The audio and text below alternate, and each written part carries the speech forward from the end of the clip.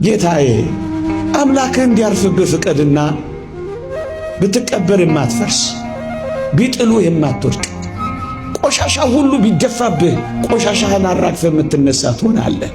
ብቻ ኢየሱስ ክርስቶስን በልብህ አሳርፍ። አምላክህን ማረፊያ አድርገው። የአምላክህ ዙፋን ለመሆን ተመቻች።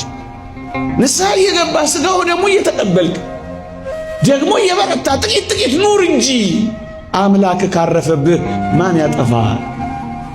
ሰራዊት ቢሰፍርብህ ልቤ አይፈራም እንዳለው ለምን ሰራዊት አይሰፍርብህም?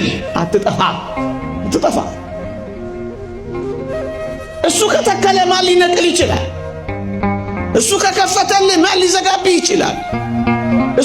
እሱ ካንተ ጋር ከሆነ ማን ሊያዋርድህ ይችላል? እንደሱ ነው የተጻፈው። እኛ እኮ ሁላችንም ማለት አይደለም።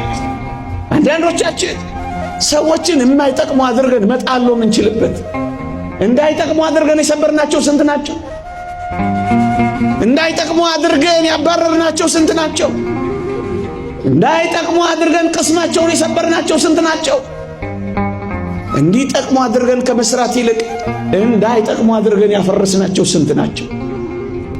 ስንቶችን ነው እኛ የቀበርነው?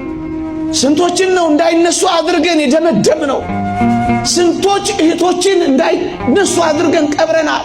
ስንት ወንድሞችን አጥቅተናል። የሚጠቅም አድርጎ መስራት ተስኖናል። አንዳንዴ ለምን እንደ ቅድስት እሌኒ የተጣልክ ለምን አትሆንም? ተስፋ አትቁረጥ። አንድ ቀን ትጠቅማለህ። በ80 ዓመቷ ልታርፍ በ79 ዓመቷ እኮ ነው መስቀሉን ያገኘችው። ጊዜ ባክኗል። እድሜ ሄዷል። ጃጅቻለሁ፣ አፍጅቻለሁ፣ አብቅቻለሁ እንዳትል። እግዚአብሔር የባከነ ሰዓት የለውም። ባለቀ ሰዓት የኖርክበትን ዘመን ሁሉ ብትሰራ የማታገኘውን እግዚአብሔር ይሰራል።